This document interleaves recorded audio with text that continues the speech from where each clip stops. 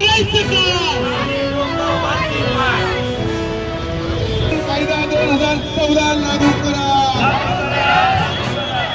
फेरीवाला कायदा 2014 लागू करा। रोजगार आमच्या हक्काचा, नाही कुणाच्या बापाचा। रोजगार आमच्या हक्काचा, फेरीवाल्यांचं पुनर्वसन झालं पाहिजे, झालंच पाहिजे, झालंच पाहिजे।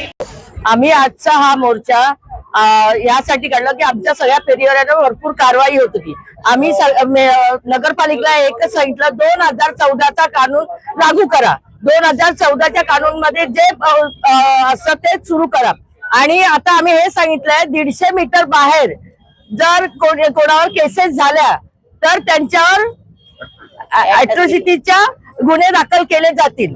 आम्ही मोर्चा यासाठी काढलाय की आमचे गोरगरीब आज मरतात आहे, त्यांना रोजी रोटी मिळावी। आम्ही कुठल्या गोष्टीचा चोरी चमारी नाही करत आहे, इथे मेहनतीचं खाण्यासाठी इथे बसलो, आम्हाला मेहनतीचं खाऊ द्या, हेच माझी दोन गोष्टी सांगते।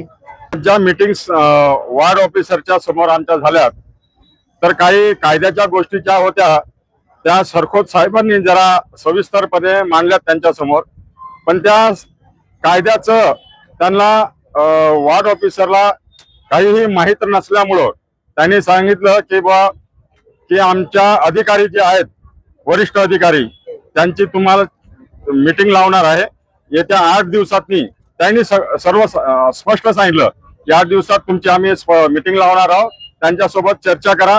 आणि आम्ही दुसरी गोष्ट ही सांगितली की 150 मीटरच्या पुढे तुम्ही जर कारवाई करत असाल तर तिथं जर SC आणि ST चे जर फेरीवाले असेल तर त्या अधिकाऱ्यावर आम्ही गुन्हा दाखल करणार आहोत आणि 8 दिवसांनी आम्ही हे आंदोलन चालूच करणार आहोत।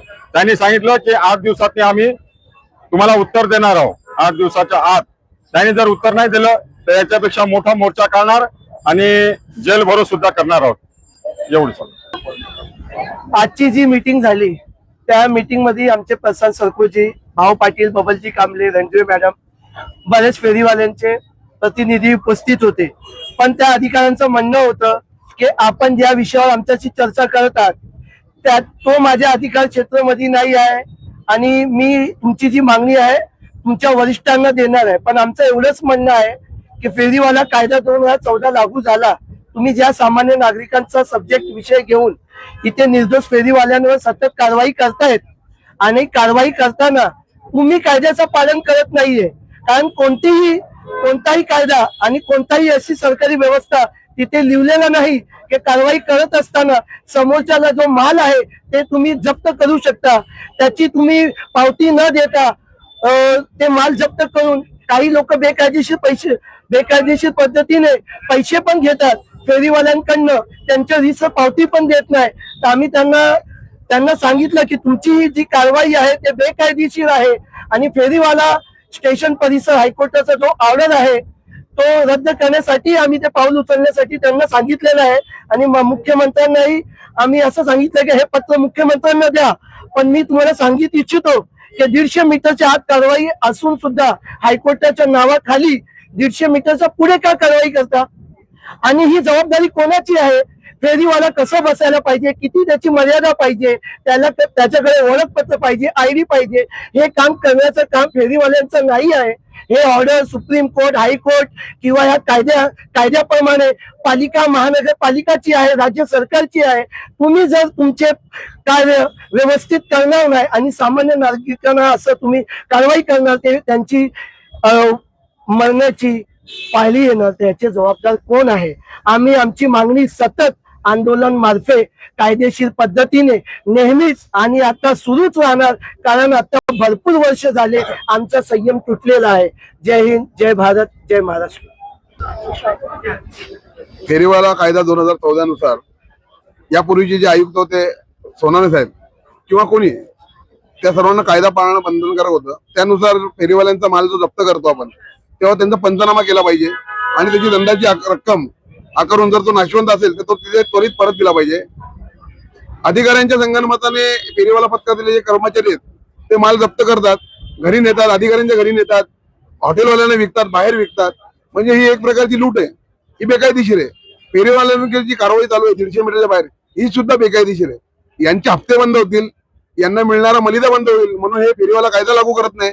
जर फेरीवाले कायदेशीर झाले तर यांना भ्रष्टाचार करायला मिळणार नाही, म्हणून यांनी हा गोंधळ घालून ठेवलाय. यामुळे नागरिकांना सुद्धा त्रास वाढत चाललाय, फेरीवाल्यांना सुद्धा त्रास होत चाललाय.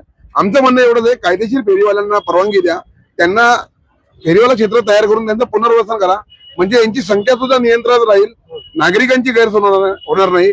पण हे जे लोकप्रतिनिधी आज महासभेमध्ये फेरीवाल्यांच्या बद्दल बोलतायत, यांनी किती लोकांना लायसन्स दिले, यांनी स्थानिकांना किती लायसन्स मिळवून दिले, यांनी स्थानिकांना फेरीवाल्यांसाठी कोणता एखादा पत्रव्यवहार केला का, पाठपुरावा केला की बाबा हे स्थानिक आहेत किंवा हे आता जुने आहेत, यांच्यासाठी यांना जागा द्या, यांचं पुनर्वसन करा. यांना सुद्धा पैसे पाहिजेत. आज प्रशासकीय कारभार संपल्यानंतर यांना असं भीती झाली की आमच्या हातून आम्हाला मिळणारा जो मलिदा आहे फेरीवाल्यांच्या हातून तो बंद होईल, म्हणून यांना ते कायदेशीर आपण करून देत नाही. बेकायदेशीर कारवाई सुरू आहे. ही जर बंद नाही झाली तर यापुढे टोकाची भूमिका घ्यायची फेरीवाल्यांची तयारी आहे. उपाशी मरण्यापेक्षा आम्ही जेलमध्ये मरायला तयार आहे. पुढचं आंदोलन होईल, हे जेलभर होईल आणि मोठ्या प्रमाणात होईल, हे मी तुम्हाला ठामपणे सांगतो. धन्यवाद. कष्टकरी हॉकर्स व भाजी विक्रेता युनियन डोंबिवली यांच्या वतीने आज प्रभाग क्षेत्रावर मोर्चा आलेला होता. त्या मोर्चाच्या अनुषंगाने जे डेलिगेशन इथं आलं होतं त्यांचं निवेदन आम्ही स्वीकारलेलं आहे व त्या निवेदनावर चर्चा करण्या किंवा निर्णय घेण्याकरिता हे निवेदन आम्ही आमच्या वरिष्ठ अधिकाऱ्यांकडे पाठवणार आहोत.